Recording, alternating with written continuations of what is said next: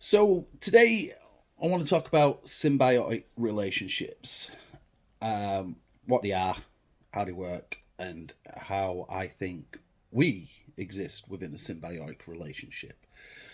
So what is a symbiotic relationship? Um,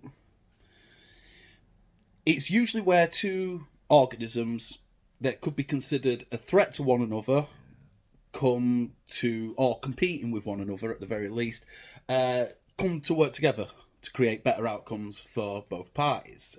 This occurs quite a lot in nature. One particular example, sharks. They're a little fish that quite often swim alongside and with sharks, and you'd think to yourself, that's a pretty risky strategy, right?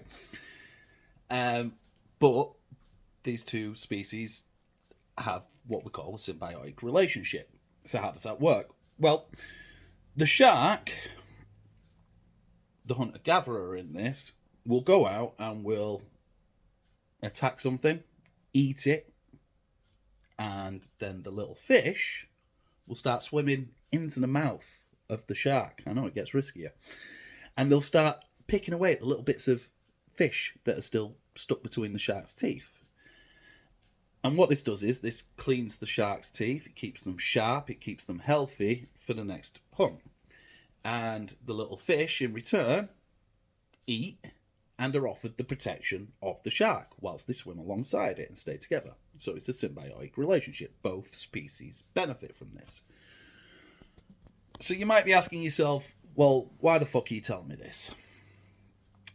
Because I think symbiotic relationships, and I haven't read into this, I don't know if this is an actual theory or anything like that. It's just something I've kind of thought about. But I think symbiotic relationships exist within species as well.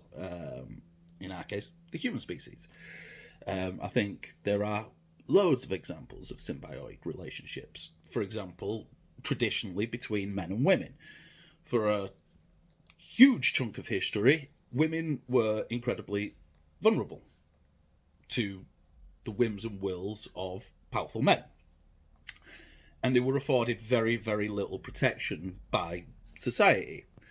So it was beneficial to women to partner with a strong, dominant male who could offer them that protection.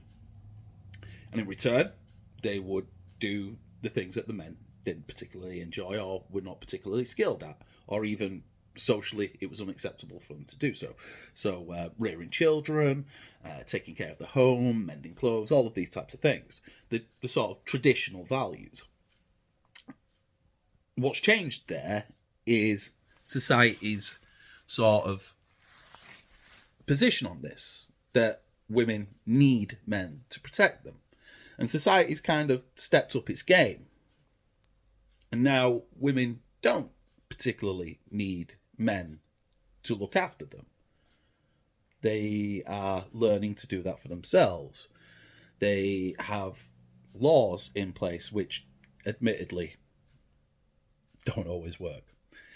But more and more, it's becoming possible for women to strive out and succeed on their own terms without the need for a male to protect them. So how does that relate to us and our position as poor people in this world? Well, I think the poor have a symbiotic relationship with the rich and powerful and the people that govern this country. The poor do all of the work. They go to the factories, they cook the food, they cut hair, they pretty much make this entire country run.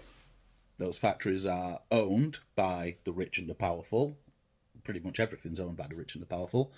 So in return, they provide a reasonable sum of money as a reward to allow you to feed yourself, clothe yourself, house yourself, and even enjoy your time, go on holidays and things like this. But I think the balance has shifted quite a lot over the past few years, and things are growing ever tougher for those that don't really have anything. The rich, however, they seem to be living their best lives right now. So I think this symbiotic relationship has become unbalanced. And I think we're getting to a point now where we're starting to ask questions and wonder and become more engaged in the world of politics and so on and so forth in search of a resolution to this. Because this also goes by another name. It's known as the social contract, something that doesn't exist but we all kind of engage in.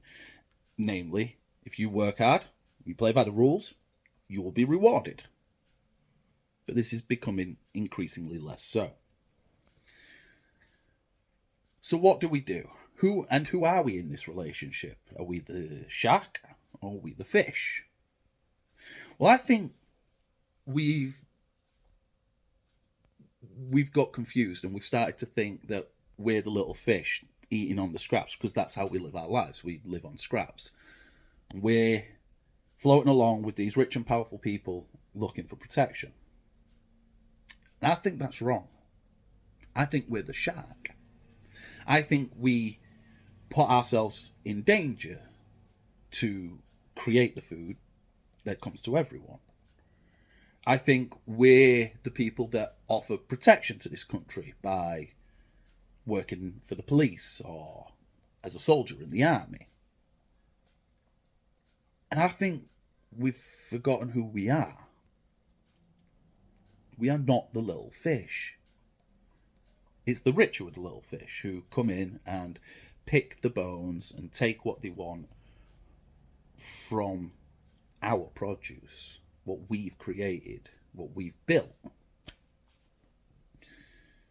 And I'm not necessarily saying that we need to flip this on its head and we can get rid of the rich and powerful. No, not at all. All I'm saying is that they are not upholding their end of the bargain.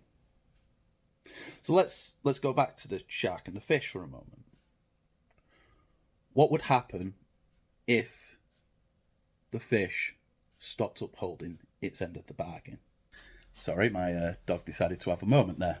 So I think the fish has stopped cleaning our teeth. And I think the fish is now instead waiting for us to get that kill and then goes and feasts and we get whatever's left. And in the world of the fish and the shark, I think we both know what would happen if that balance became skewed in that way. The shark would eat the fish. It would readdress the balance in such a way. Now, I'm not calling for us to go and eat the rich.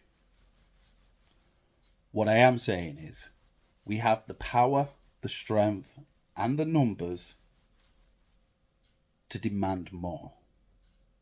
To say we are not going to hunt anymore until we get a bigger portion of the share. Just a little food for thought there. Thanks for watching the video. I hope you enjoyed it. I hope it was helpful. If it was, please subscribe, like, share, spread this out, leave a comment. If you disagree, please leave a comment, leave it in there, and I will respond. And on that note, I'm going to say peace, love, unity. Do it anyway.